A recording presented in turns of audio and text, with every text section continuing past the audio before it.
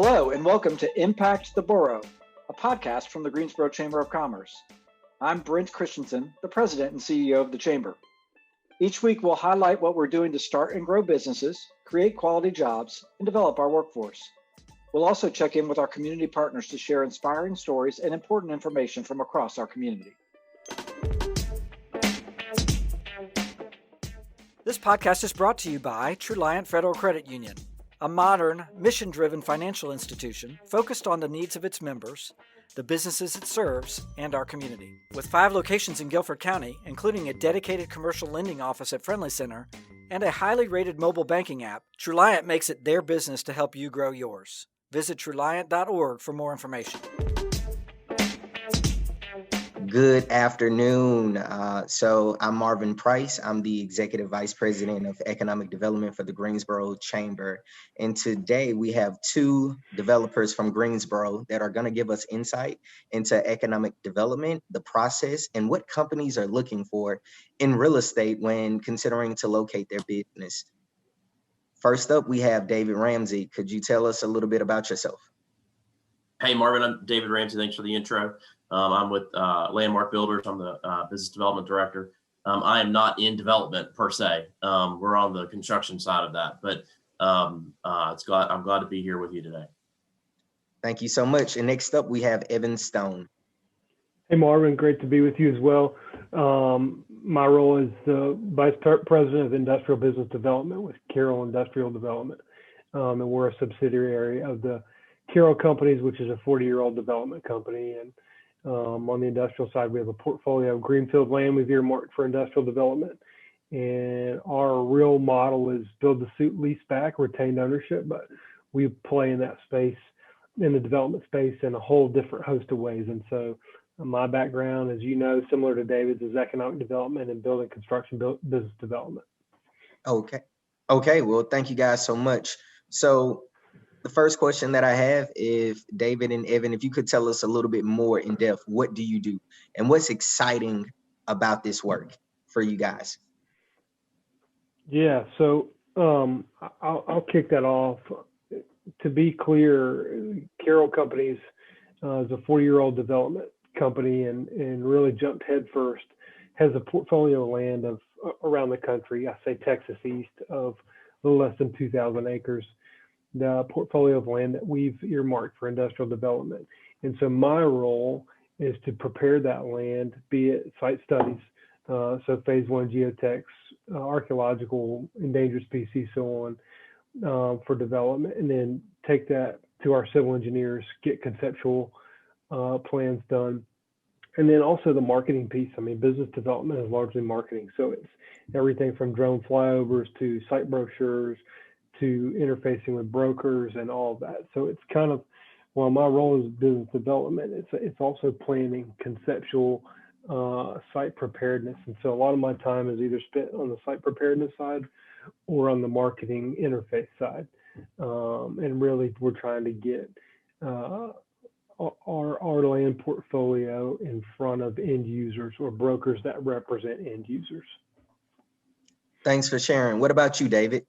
Yeah, so Marvin, my background is all economic development, and then I knew a lot about Landmark, being with the Greensboro Chamber, and came over to Landmark on the private side back in September of 2020, as you're aware of. And I love what we do. We're have a very similar background in terms of longevity, I guess, as Evan mentioned on the Carroll side. So we've been around for about 45 years. Work in all different disciplines, and on the building construction side, design build. So from office, medical office, senior living, a lot of industrial and spec. We work very closely with our development partners, but we are not a developer. So we're on the construction side of that. So what excites me about being with Landmark and being in the market, that we're in is having an opportunity to see those projects come to fruition, from the beginning until the grand opening. And so, in your role in economic development, Marvin, you see how important it is that we have that inventory. And I would always beat that drum as well. And I know Evan does as well, but then they actually see it happening has been a really eye-opening experience for me. And so our projects in this market are, from all over the triad. We have a Charlotte office, Columbia, South Carolina office. So our projects are from here, actually all the way down to Atlanta, and on the hospitality side as well. And so we have two high-rise projects going on right now, and one in Atlanta and one in Charleston. So it's interesting to see all those different disciplines, especially I would say on the industrial side. I love it. I love it. Well, next Marvin, up, yeah. You asked what excited me about the work. Sorry to interrupt there. You asked me what excited, and I kind of didn't mention what excites me, and I didn't want anyone to think that these things don't excite me, because they do, and I wouldn't be doing this if they didn't. But I'll tell you, to use a racing or sports example, the thing that for me, particularly from the land development readiness side, is that I got to take this piece of land that nobody really knows about in the marketplace per se, and sort of have spring practice or practice in the background and get it ready. And then once we get it ready, we kind of put it out there into the world, whether it's CoStar or LoopNet or advertise or marketing it ourselves. And then you're kind of jumping in the game and to see kind of where those things stack up. Those are the things I like. And much like David said, seeing something kind of go from soup to nuts, to see kind of the fruits of your work, if you will, really excites me. It's kind of fun. So I enjoy that. Sorry about that. Oh, no, absolutely. Well, moving on to the next question for us. What type of real estate does cities need to have available to be competitive in the economic development space? A lot of times we recognize that no product, no project. And I think that's actually trademarked by Jay Gardner down in Atlanta. But essentially, what do you see cities needing to have to be competitive? I think it really depends on what city you're looking at. So I would, take a step back and say what works in a market like Greensboro, High Point, Winston-Salem, and the Triad is not necessarily a priority in, say, Nashville or Atlanta market, or maybe even Raleigh, which is close by. So I think you take a step back and say what is in need here. What does the market typically yield? So in our market, clearly there's a high demand for industrial.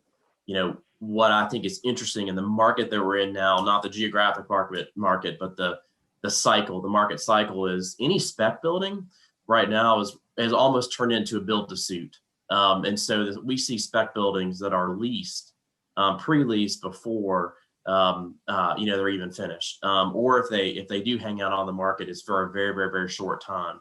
And this can be for manufacturing, distribution. I mean, last mile is almost cliche now, because we always hear about a last mile type of operation, which is that it's not that redistribution or distribution center, it's that product that goes to the last mile to a home or a business from that shop. And so in our market, it's definitely going to be industrial. Landmark is very involved in other markets as well. Charlotte is the other market in North Carolina. And so that market is going to see a ton of industrial and logistics as well, but also office. And so you're going to see some office spec in a market like that, slightly different than what we have here. But industrial is always going to be very, very strong in this particular market. And again, any kind of spec almost turns into a build to suit. It's happening so quickly. What about you, Evan? Yeah, I would very much agree with David. I think obviously if you had a pie in the sky perfect scenario, you'd have a city where commercial development has an equal balance between commercial and then your industrial warehouse distribution. Obviously, that's not the case. And so when you identify locations, obviously there are strengths and weaknesses to each location, whether it's commercial office or industrial warehouse. One of the unique things that is unique to this area of the country, and particularly the Triad, is the connectivity, right? So you've got intermodal hub, you've got multiple interstate connectivity, interstates going across the eastern seaboard that connect east and west and north and south. And that, by virtue of itself, lends itself to industrial warehouse distribution because of the logistics network that lives here. And so for us, it's warehouse distribution, light manufacturing, assembly, right? So where parts and pieces come into a plant and then they get put together, that sort of thing. So I think that's the real strength here, and I don't think that's to dissuade the commercial office market, because obviously, given what's here in the state, you're going to have some overflow, be it from other markets around the state. So you have some large office users here, and we get into talking about the post-COVID effect of that in a minute. But so there is some of that, but the strength here, without a doubt, is the industrial warehouse distribution, light manufacturing, assembly, that whole sector. Yeah, and Marvin, I will just say to put a little bit of a point on office. This market can also generate good office product. We just recently finished Project Slugger, which is the downtown Greensboro, mid-rise, and those rents are already in the 75 to 80% type of occupancy, which is very good. And so I think that when that project started, there could have been, I don't know if there was some opposition to say, do we really need a new, office tower in downtown Greensboro? Well, yeah, because we have users who want to have top-notch space. They want to attract top-notch talent. And so, yes, we focus on industrial. That is definitely our sweet spot. It has been for a long, long time. But this market can also yield very good office options. It's not going to be as robust in terms of square footage as the industrial side. But, Landmark has done Project Slugger in downtown Greensboro. We did Bailey power plant in downtown Winston, and we did Plant 7 in High Point. And so in all those locations have had very, very good activity. So I want to underline office in this market as well. Again, it's not an industrial, the volume, but new office has stood on its own recently, even during COVID. Yeah, and I'll even add that our company, and I deal from our development standpoint almost solely with industrial, but our company has a Ballpark South program right near Slugger planned with a massing plan and all of the lead up to that. And so coming out of COVID, sort of post COVID, we'll take the temperature, but clearly we think that there's a lot of benefit and potential there as well. Growth opportunity in the commercial market sector as well. I don't deal directly with that myself, but I would agree with David. I mean, I think there's definitely the potential there. No, absolutely, gentlemen. And one way that I like to kind of explain it, or would like to answer this question myself from a real estate perspective, if a city only has industrial space, then if a company want it to come in and do something with office, well, speed to market is very important. So maybe they're going to look at a different community. So my analogy is, if a restaurant only had one item, then you're limiting your customer base. So we have to have a robust option menu, if you will, from industrial to commercial to office space, and present these opportunities to these companies that are looking to grow and expand. But David, you mentioned a few times about spec buildings, and I recognize that our audience may not understand the whole definition of a spec building. So if you don't mind, could you go ahead and give us a little brief overview of what is a spec building and the purpose of it? Sure, no, I'd be glad to. And I know this is probably going to have at least 1 million downloads. So I will go through that so the audience knows. But so a spec is just speculative space. Let's use industrial. So it's a big box, if you will, that is solely developed and constructed for a potential new user, whoever that user may be. And spec is typically going to be from a location standpoint in a market that is a pretty healthy market and has very, very, very little risk for that particular industry of spec. So, industrial, logistics, or manufacturing. And then you just, at that point, boil it down to size. And so in our market, in the triad, anything that is 200 to 250, 300. We've even seen some square footage approaching 400 in spec with a 32 to 36 foot clear height is standard. And this is a strong deviation and uptick from even, say 5 years ago when you would typically see this market yield 100 to 120,000 in spec. Now it's very, very safe to have 300. We've seen companies who are doing build to suit. Two examples now where they've said, hey, we want to do a build to suit, which is, hey, build a building for us based on this specification. And while we're going in that, we want to go in the spec building that's already, several months ahead of schedule. And so, no product, no project, but also, if you've got something, we'll even go in temporarily, temporarily, or probably, again, if you have that spec building, they'll be in both buildings. That's the type of activity we're seeing right now, but that's spec, and that's the type of spec industrial space that closely matches our market. Okay, well, I have the next question for the both of you. What are we doing well in Greensboro, and what do we need more of? Well, I think one of the things that Greensboro does really well, Marvin, is the sort of multifaceted approach. And part of that really is through efforts of the chamber and leadership at the chamber, both present and past, in the way that they've sort of been able to play in a bunch of different arenas. We've talked about spec, industrial warehouse, but also the commercial office space. And the willing to kind of play both games and step in and be nimble and be flexible. I mean, Greensboro does that well from a development standpoint, and I think that will continue to get better. I mean, the assets here for the business community, either side in North Carolina, are fantastic, and Greensboro has done really well. But I also think is ripe for quite some growth going forward. And David may have some other insight into that, but I just think the nimble and flexibility and the willingness to embrace new development from a business community standpoint, and I think there's some folks in the community that need to be kind of pulled along a little bit, but that's going to be okay. And I think once people realize that you can attract the kind of business you want, then it'll go from there. So, Marvin, are you speaking of as it relates to spec space or just in general?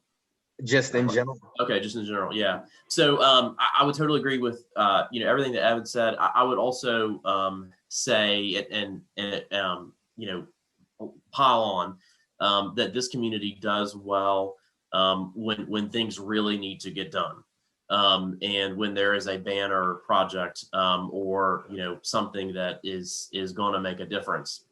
I think that all projects should be really triaged that way. And we have a lot of volume right now, and people are very, very busy.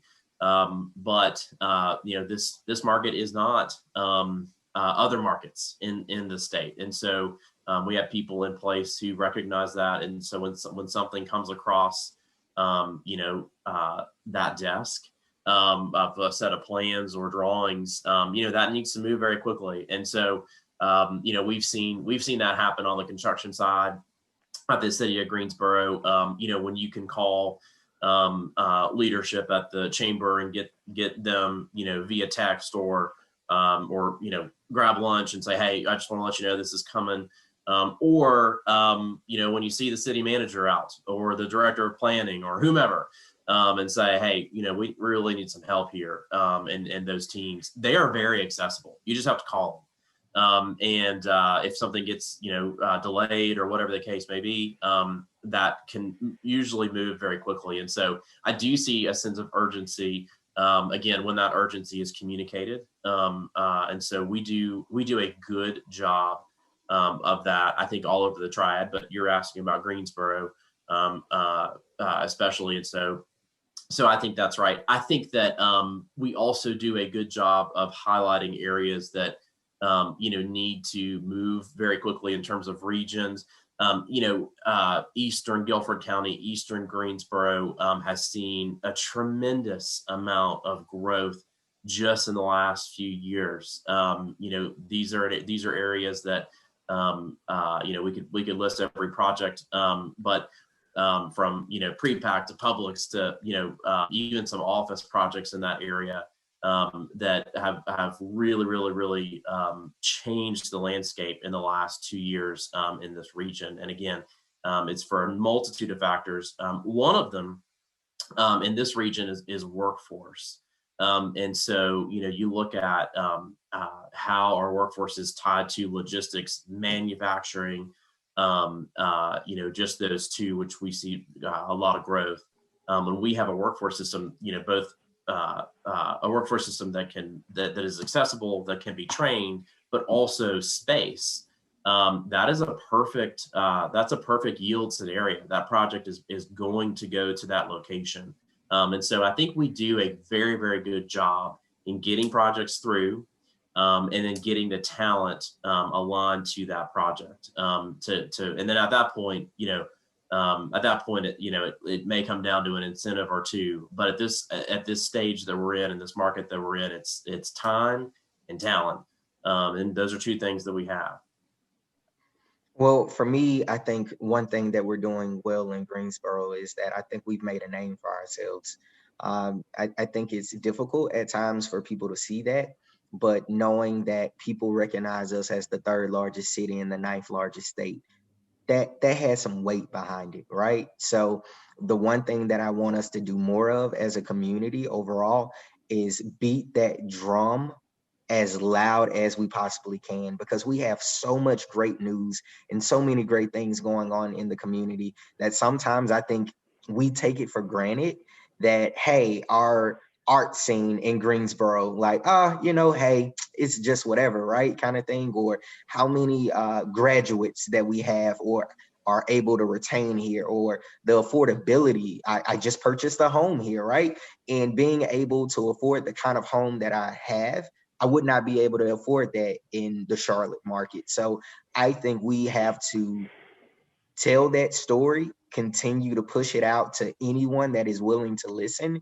because truly we have great news in Greensboro. So the last question that I have for you guys, what are the industry sectors that were the most hurt by COVID, and what are you anticipating to be the hot in demand markets when things are back to normal or a new form of normal? Yeah, so Marvin, obviously everyone knows commercial office, really got depleted and hit pretty hard in COVID because everybody, with lockdown, we all started working from home and doing Zoom calls and all that sort of thing. And I think that our initial thought process was that wasn't going to come back, and that it was a new normal. We were going to work from home more and telecommute and keep doing the Zoom thing. And others may disagree. My feeling is that while it may take 18 months, 24 months, I think we as people have a need to be back in touch with other people at work, collaborative, so on and so forth. There may be more flexibility as to when you're in the office and when you're out of the office and that kind of thing. But I think for the most part, Americans are going back into commercial office space to do work, with the exception of places where companies can save a huge chunk of their overhead by not leasing office space that maybe they don't think they need, or maybe they assign 2 or 3, 4 people to an office that they share throughout the week, or whatever the case may be. So I think office is actually going to come back, even though initially we thought that it wouldn't. This was a new normal. Your question was, what's hot, what's in demand, what's coming back? And I think it's true that, your logistics and distribution markets are obviously going to get ramped up.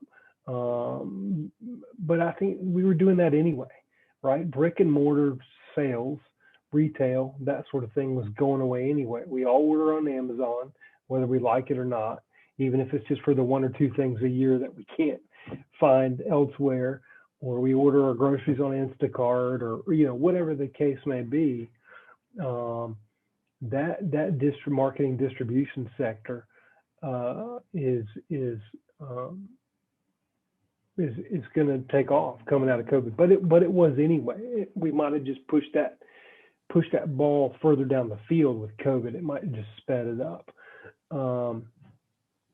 As far as hot in demand, like drilling down sectors more so, and I'll let David get into this a little bit better. I mean, anything with automation, anything with battery driven that's not energy driven, all those things are going to be more and more in demand, are going to become hotter and hotter as we come out of COVID, and we can really narrow in on sort of technological and business growth.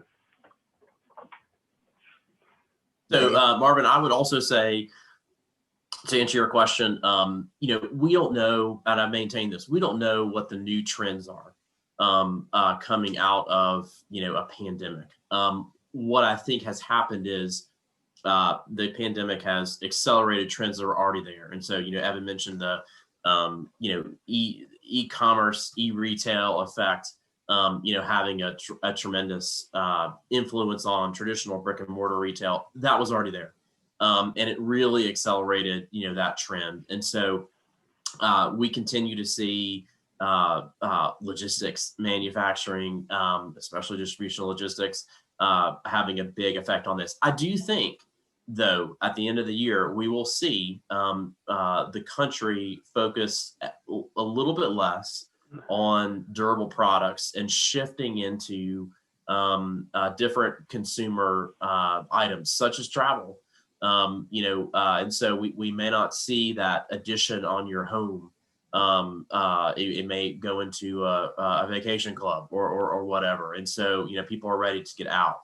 I do want to focus for a couple of seconds on office. At Landmark, we have priced a number of different upfits and redos of current offices. We haven't seen any of our customers get out of their offices necessarily and completely go home. I don't think that's a sustainable model. But they could be completely reconfiguring. I was just at a location yesterday that's doing that, getting ready for everybody to come back to work. But those office spaces, those workstations and those collision spots are going to look very different. They may do things like hoteling and things like this, but they are going back to work. It is an opportunity for a market or an end user to quote unquote reimagine their space, which are all kinds of opportunities for us. And so we've seen those companies get ready. Their facilities people are there. They're ready to have a space that people are ready to come back to, as opposed to what they left on Friday, March 13th, 2020. And so they want to keep that talent there. They're going to be dealing with people who are used to working from home. They like the flexibility. And so I think we'll definitely see that change. I think we'll see opportunities like retail, shift into an e-commerce type of solution as well. But retail will always be around. We're always have that need to walk into a store or walk into a museum or whatever. You can't Zoom that in or Teams that in. But don't count office out at all. We're going to see brand new spaces come around to keep good talent there. You're always going to need a place to go to work. Well, Evan and David, thank you so much for joining today. This information was invaluable. We really appreciate it. To learn more about what we do at the Chamber to attract businesses to our areas, please visit greensboro.org/economic development. Thank you guys so much.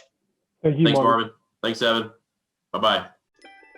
This podcast is brought to you by Truliant Federal Credit Union, a modern, mission-driven financial institution focused on the needs of its members, the businesses it serves, and our community. With 5 locations in Guilford County, including a dedicated commercial lending office at Friendly Center and a highly rated mobile banking app, Truliant makes it their business to help you grow yours. visit truliant.org for more information. You can find all of our episodes on YouTube thanks to our video sponsor, North State.